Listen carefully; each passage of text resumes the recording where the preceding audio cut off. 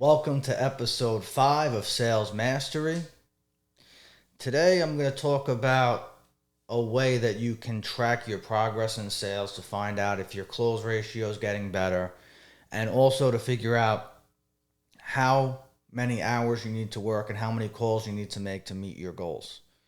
So what I'm talking about is called the law of averages. This is something that this is basically where data is your friend. So, what you can do, and what I've done a lot in my life, is take a piece of paper, and every time I dial a phone number, I create a tally.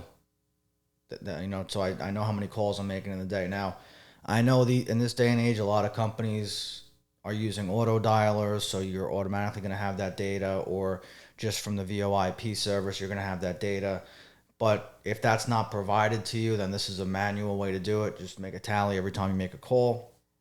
And then I would check off certain boxes, like I would have like how many numbers were out of service, how many people just hung up on me as soon as they knew who I was, how many times did I get a full pitch off, and then how many deals did I close. So I would figure out, first of all, how many calls I need to make for each deal that I close.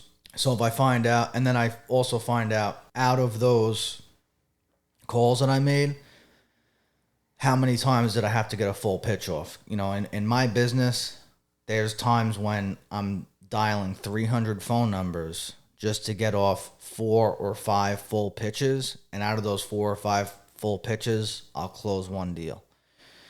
So if I find out that my close ratio is 1 out of every 4 or 5 full pitches, and I know that I need around 300 calls to get 4 or 5 pitches off, then I know that if I'm looking to open up one new account every single day, I always have to make 300 calls a day. So that's one thing.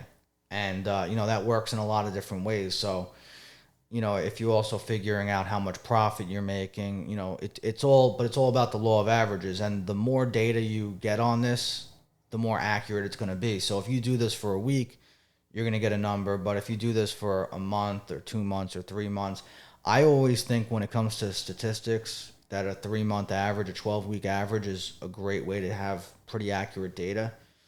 Obviously there's going to be variables, but over the course of 3 months, you're basically going to have a wide enough set of data that it's going to be more accurate. So hopefully that helps you out if you're trying to figure out if your progress is improving. You can do it throughout the entire year, and you could say, look, in quarter 1 this was my close ratio, quarter 2 this is my close ratio.